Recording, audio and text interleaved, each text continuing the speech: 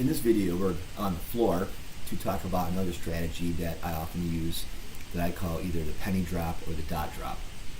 And this is another kind of mystery motivator where a single student, for example, could win a prize for an entire group. So it's very, very motivating.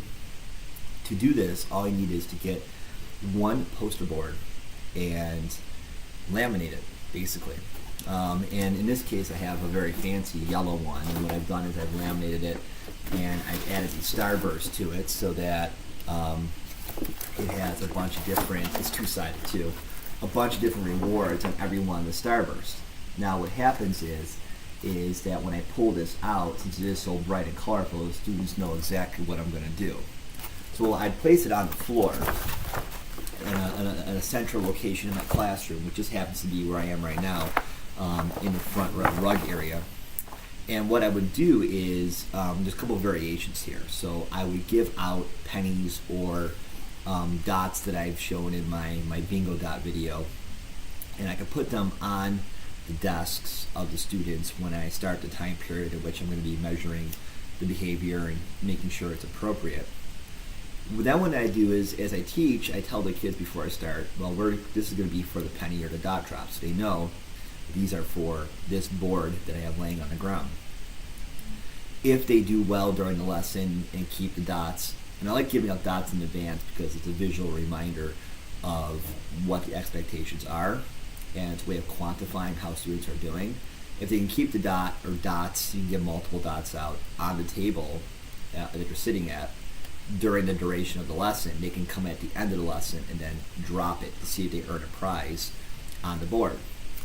Another variation of this would be simply to walk around and have the dots or pennies available and then put them on the students' desks as they earn it for appropriate behavior or maybe exemplary academic achievement in your lesson. Whatever it is you want to give out rewards for, that is always completely up to you.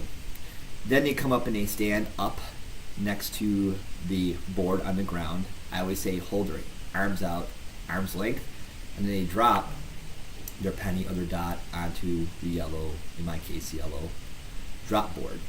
Now what kind of rewards do I have on here? Well, I have a couple interesting ones. So I use a classroom cash system like Monopoly money. So I have that on here, and if they drop on there, they get a different denominations, 5, 10, 20, whatever. I have homework passes. They can earn a homework pass. They can get an immediate win for the 3 jars, which I mentioned in a previous video.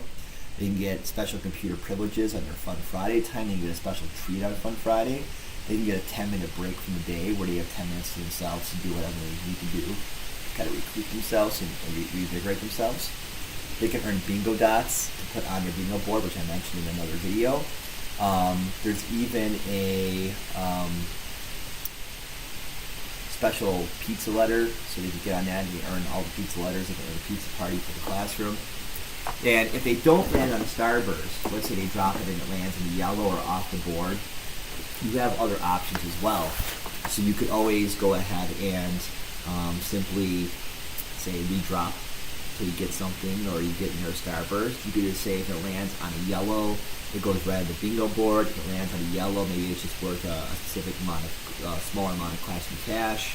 A lot of ways you can work around that. I would probably avoid just saying you get nothing because they worked hard to earn that dot.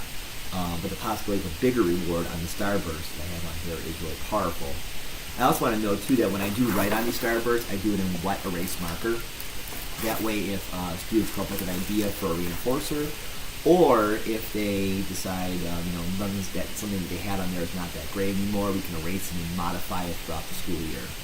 So all you gotta do is pull this out, get my cup of dots or pennies, and students know that there's a potential for a really great reward at the end, and it's a really fun activity. And again, if the student comes up and drops their dot, their whole table might win, or if you want to go further and do the whole classrooms for a group contingency, those are all wonderful options. So thank you again, and we'll see you in the next video.